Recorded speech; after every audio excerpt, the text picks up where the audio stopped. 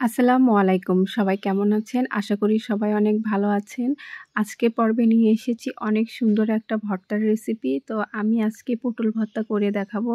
আর আমি যেভাবে ভর্তা করেছি এভাবে পটল ভর্তা করলে এত টেস্টি হয়। তো এই ভর্তাটা করলে আপনার পরিবারের লোকজন বারবার খেতে চাইবে। অনেক সুন্দর করে আমি সহজভাবে একটু ইউনিকভাবে এই ভর্তাটা করেছি। অবশ্যই সবার অনেক পছন্দ থাকবে। তো খাবার টেবিলে যদি এরকম একটা ভর্তা থাকে তো আর কিছুই লাগে না গরম ভাতের সাথে। তো আমি কিন্তু এই পটলের ভর্তাটা আমি করেছি। চলেন শুরু করি একসাথে। তো এই তো আমি পটলের একবারে খোসা সহ এভাবে আমি কেটে নিয়েছি পটলগুলো। তো একটু পাকা পাকা পটলও ছিল সেইটাও আমি নিয়েছি। একদম খোসা কিন্তু আমি কিছুই করিনি। এভাবে আস্ত পটলে আমি একবারে সুন্দর করে কেটে ধুয়ে এখানে একটু পানি ঝরিয়ে রেখেছি। আর পটলটা এখন কিন্তু অনেক বাজারে পাওয়া যাচ্ছে। তো এই অবস্থায় কিন্তু পটলের অনেক ধরনের রেসিপি করা যায়। তো ভর্তার ক্ষেত্রে তো অনেকভাবেই করা যায়। তো এভাবে করলে কিন্তু টেস্টটা খুব ভালো আসে। তো এখানে আমি প্রথমে পানি দিয়ে এই পটলগুলো আমি একটু সিদ্ধ করে নিব। তো এর মধ্যে আমি এখন সামান্য পরিমাণে একটু হলুদ দিয়ে নিব।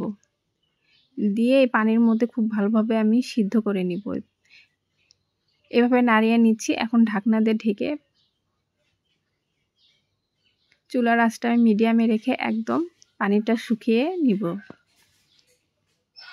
তো এর মধ্যেই কিন্তু আমার পটলের যে পানিটা আস্তে আস্তে আমার সিদ্ধ হয়ে যাবে। তো পানিটাও আমার কিন্তু কমে আসছে আর পটলগুলো একদম সিদ্ধ হয়ে গেছে।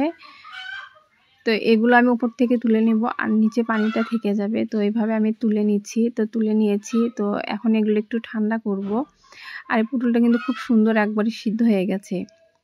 তো এটা আমি শিলপাটায় বেটে নিব, কারণ এখানে শিলপাটায় বাটলে একটু আস্তে আস্তে কিছু খোসা থাকবে। তো এইভাবেই কিন্তু ভালো লাগবে, একবারে আমি মিহি করব না। তো এই জন্য আমি শিলপাটায় এভাবে বেটে নিলাম। তো এখন আমি কিন্তু ফ্রাই প্যানে একটু সরিষার তেল নিয়েছি আর তেলের পরিমাণটা কিন্তু অবশ্যই একটু বেশি নিতে হবে।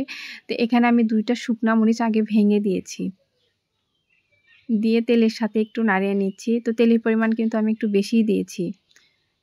তো এখন এর মধ্যে আমি কালাই জিরা দিয়ে দেব ফোড়নে,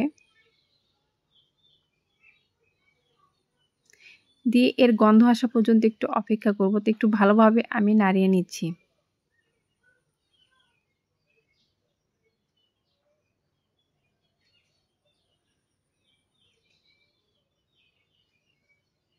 তো কালাই জিরা আর এটা আমার কিন্তু অনেকটাই গন্ধ এখন বের হয়ে গেছে, একটু ভাজাও শেষ। তো এখন এর মধ্যে আমি প্রথমে রসুন কুচি দিয়ে নিচ্ছি। তো রসুনগুলো আমি এভাবে একটু কুচি করে কেটে নিয়েছি। তো এর মধ্যে দিয়ে আমি ভালো করে এখন ভেজে নিব। একটু বাদামি হয়ে আসলে তারপরে আমি এখন এর মধ্যে আমি পেঁয়াজ দিয়ে দিব তারপরে। তো রসুনগুলো আমি খুব সুন্দর করে এখন ভেজে নিচ্ছি।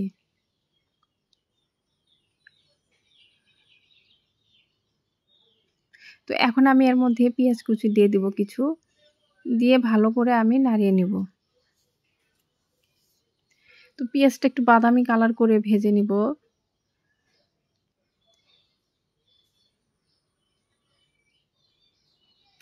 এই ভর্তাটা কিন্তু খুব মজা, আপনারা অবশ্যই এভাবে ট্রাই করবেন। আর এখানে কিছু পাকা কাঁচামরিচ ছিল কুচি করা, সেটা আমি দিয়ে নিলাম। দিয়ে সবগুলো একসাথে ভালো করে আমি ভেজে নিচ্ছি।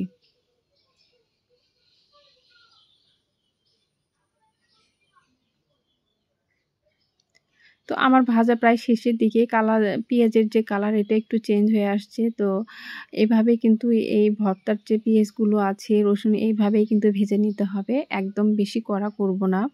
হালকা একটু পেঁয়াজের যে গন্ধ আছে এটা চলে গেলেই হবে, একটু বাদামি করে ভেজে নিলেই হয়ে যাবে। তো এখন আমি যে বেটে রাখার যে পটল ছিল সেইটা আমি এখন এর মধ্যে ঢেলে দিলাম।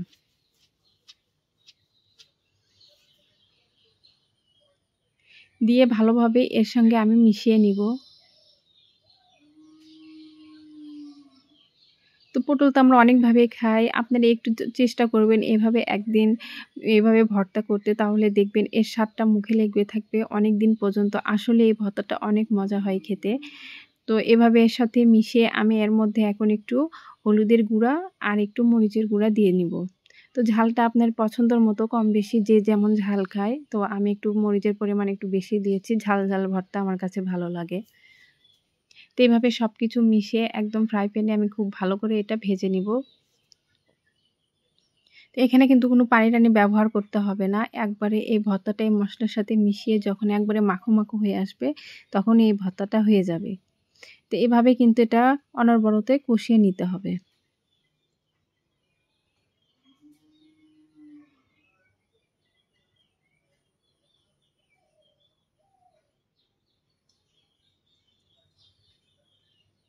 এখন কিন্তু এই ভর্তার মধ্যে থেকে অনেক সুন্দর একটা গন্ধ বের হয়েছে। তো এখানে তো দেখতেই পাচ্ছেন তেলটা আস্তে, আস্তে উপরে ভেসে আসছে। আর পটলের মধ্যে যে পানি ছিল সেটাও প্রায় শুকিয়ে এসেছে। একটু মাখো, মাখো হয়েছে। তো এভাবেই কিন্তু এটা করতে হবে। তো আমার পটলের ভিতর কিন্তু আর কোনো পানি নাই। সাইড দিয়েও দেখেন তেল ভেসে উঠছে। এজন্য কিন্তু তেলের পরিমাণ বেশি দিয়েছি। এই ভর্তাতে একটু সরিষার তেলের পরিমাণ বেশি দিলে খেতে অনেক মজা হয়।